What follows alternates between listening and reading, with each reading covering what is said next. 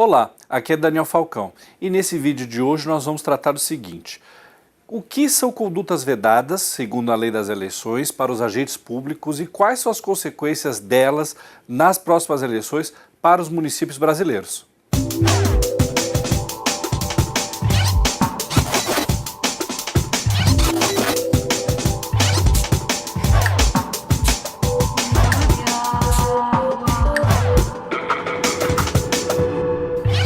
As condutas vedadas estão previstas nos artigos 73 a 78 da Lei das Eleições, Lei 9.504 de 1997.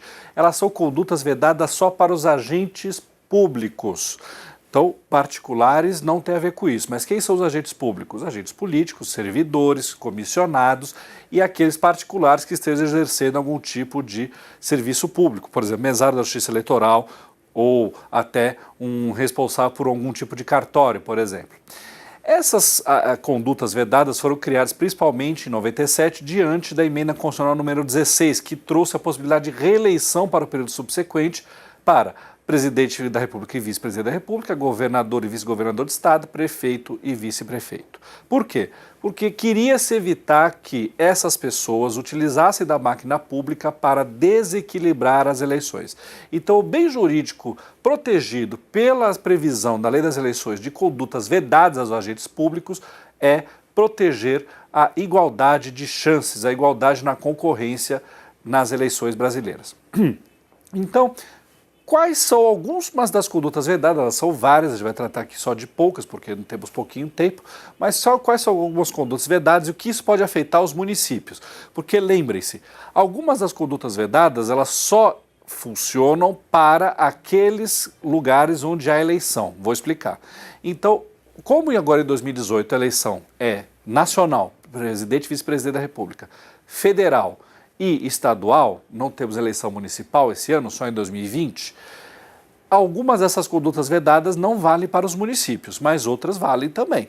Então, os agentes municipais devem estar de olho, porque algumas dessas condutas valem também para os municípios. Não todas, porém algumas. Primeiro, cessão de bens públicos.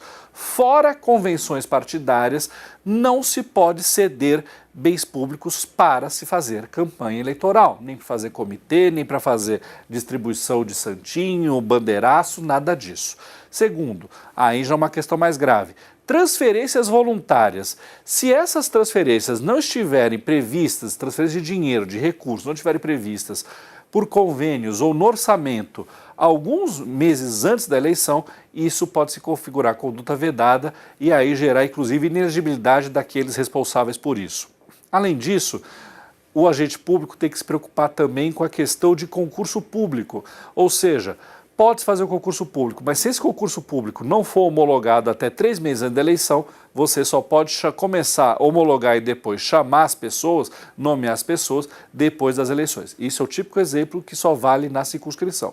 Isso só vale para governo federal e governos estaduais.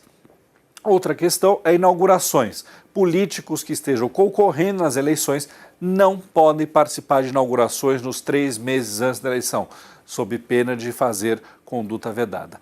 Então, as condutas vedadas, trouxe alguns exemplos, elas são muito importantes. Por quê? Porque elas podem gerar inelegibilidade e outras penalidades por serem atos ilícitos eleitorais que servem para prever, manter o equilíbrio, o princípio da igualdade de chances dos candidatos. Gostou desse podcast de hoje? Envie críticas, sugestões, comente para esse e-mail aqui que aparece aqui para você. Muito obrigado.